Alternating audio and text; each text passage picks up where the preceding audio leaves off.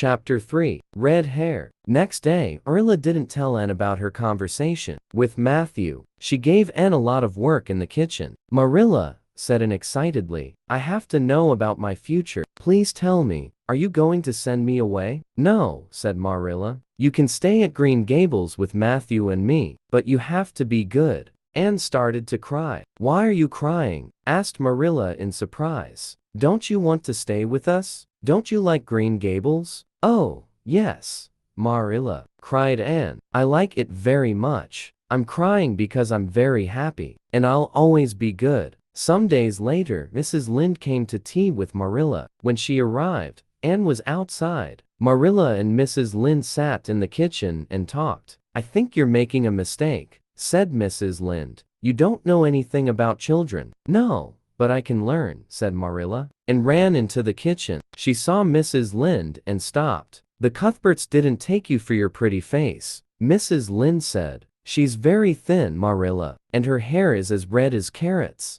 Come here, child, I want to see you," and ran across the kitchen and stood in front of Mrs. Lynde. Her face was red and angry. "I hate you," she cried. "I hate you, I hate you." "Anne," cried Marilla, "you're a very rude woman," Anne told Mrs. Lynde, "and you're fat." "Anne, go to your room," said Marilla. "Wait for me there." Anne started to cry. Then she ran upstairs.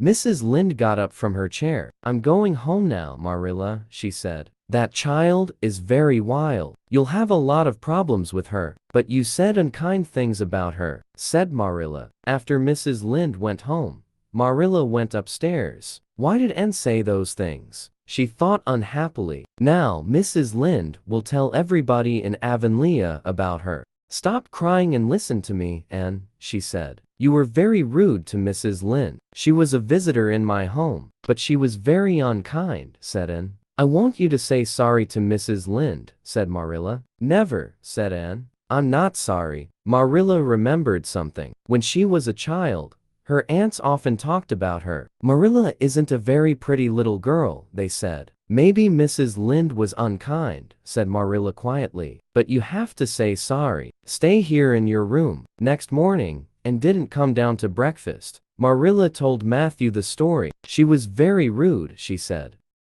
"But, Marilla," said Matthew, "Mrs. Lynde doesn't think before she speaks. Please don't be angry with Anne." Anne stayed in her room all day. Marilla took food upstairs, but Anne didn't eat very much. In the evening, Matthew went quietly up to Anne's room. Anne was on a chair by the window. She looked very small and unhappy. Matthew felt very sorry for her. He closed the door. "Please go and say sorry to Mrs. Lynde, Anne," he said. "All right, Matthew," said Anne. "I wasn't sorry yesterday, but I'm sorry now. I'll do it because you asked me." "Good," said Matthew happily. "It's very quiet downstairs without you, Anne." He went quietly out of the room. Later, Marilla and Anne walked to Mrs. Lynde's house. "I'm very, very sorry, Mrs. Lynde," said Anne. "I was very rude to you. You were right about my red hair, and I am thin and ugly." Mrs. Lynde smiled. "I was rude to you too," she said. "You do have red hair, but maybe it will change color when you're older." "That's very kind of you, Mrs. Lynde," said Anne. "Now, and hope for prettier hair. Please can I go outside and play?" "Yes, of course," said Mrs. Lynde. "Find some flowers." Anne went out and closed the door behind her. "Anne is really sorry," thought Marilla. "But she's funny too. She's a strange little girl," said Mrs. Lynde to Marilla. "But she isn't a bad child. I like her." On the way home, Anne suddenly put her small hand into Manila's hand. "I love Green Gables, Marilla," she said. "It's my home now.